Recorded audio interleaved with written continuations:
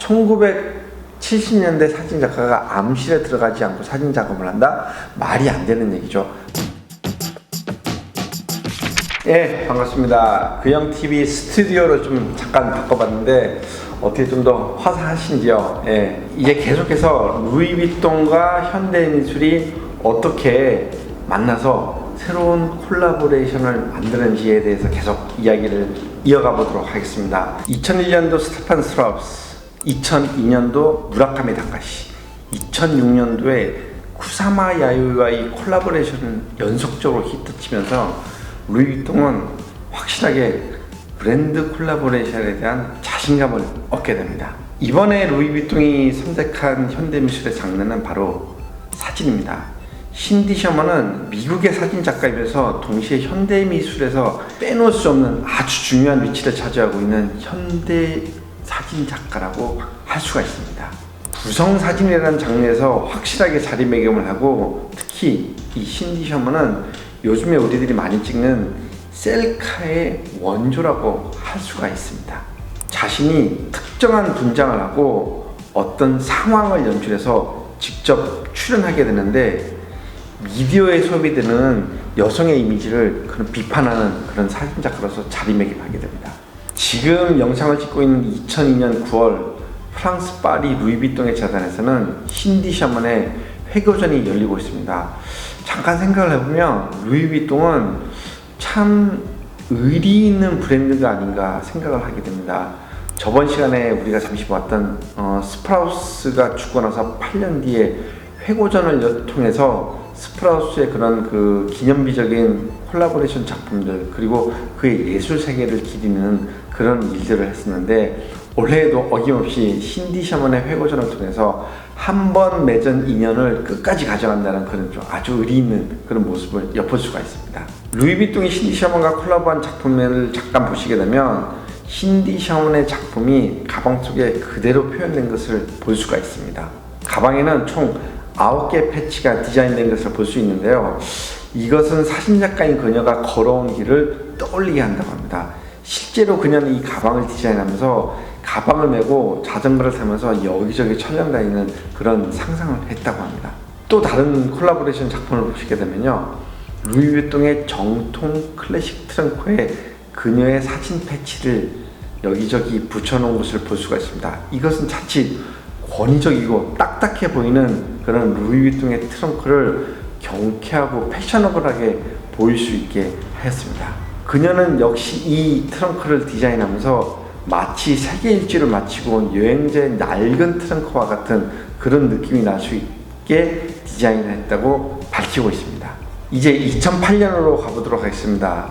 스스로를 도형의 미술가라고 말하는 미국의 리차드 프린스와 콜라보를 하게 됩니다. 여러분, 리차드 프린스는 G드래곤의 컬렉션이라는 영상에서 제가 잠깐 소개를 해드렸던 그런 작가이기도 합니다. 그 에피소드에서 리차드 프린스가 어떤 여성의 인스타그램을 사진 전시회에 그대로 전시를 해서 1억 원에 판매를 했다는 그런 이야기를 아마 들으셨던 기억이 있으실 건데, 예술의 속성을 참 잘 나타내는 대목이면서 리차드 프린스의 이름값을 한층 더 높이는 그런 사건이 되기도 했습니다.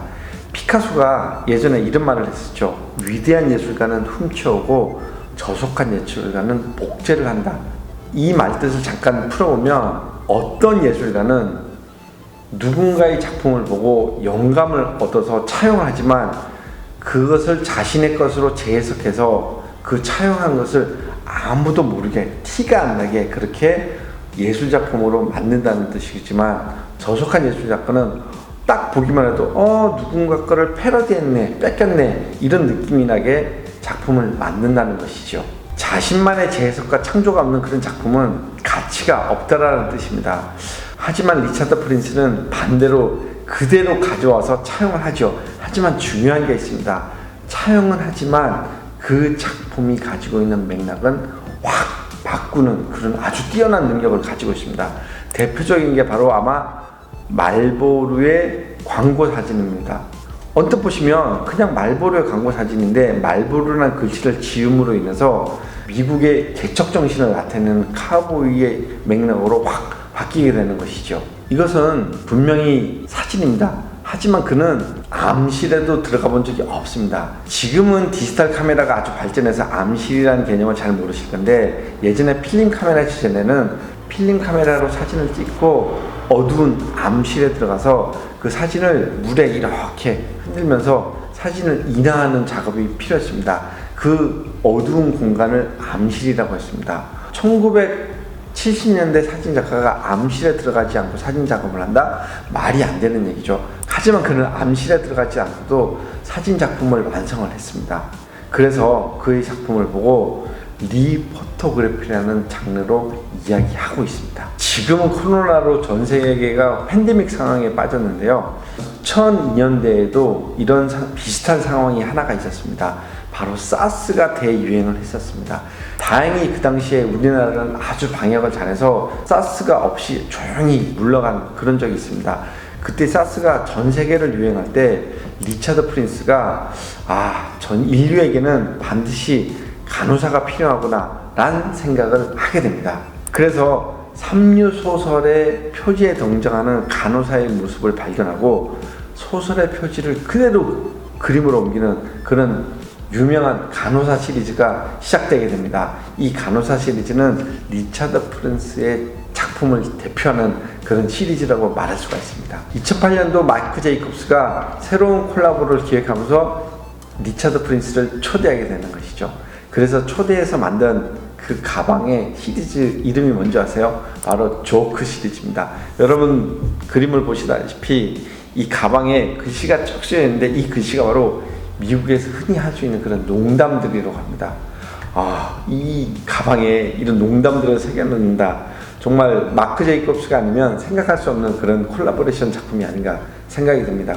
그리고 이 가방을 출시할 때 FW 런웨이에서 또 어마어마한 그런 또 기획을 하게 되는데 12명의 간호사, 그것도 시스룩을 한 아주 섹시한 간호사들을 런웨이에 세우게 됩니다. 이 런웨이에 선 간호사들이 바로 조크 시리즈의 가방을 들고 새로운 루이비통의 콜라보레이션 작품을 선보이게 됐는데, 제가 왜 12명일까 가만 생각을 해봤는데 루이비통스의 스펠링이 모두 12개라서 이 간호사들의 캡이라고 하나요? 옛날에 간호사들은 캡을 썼는데 간호사들의 캡에 글씨를 하나하나 새기다 보니 12명의 모델이 필요하지 않았나 그런 생각이 듭니다. 2006년도 신디 셔먼과의 콜라보레이션, 2008년도 리차드 프린스와의 콜라보레이션, 이 두 가지만 보아도 장르도 넘나들고 그리고 가방에 대한 그런 혁신도 아주 넘나들고, 루이비통의 이런 콜라보레이션은 날이 갈수록 발전되고 진화한다 라는 것을 알 수가 있습니다. 그럼 여기서 루이비통의 콜라보레이션의 끝이냐? 절대 아닙니다. 여러분들 잘 알고 계시는 제프 쿤스나 여러 또 현대미술 작가들과의 그런 콜라보레이션이 계속해서 이어지고 있습니다.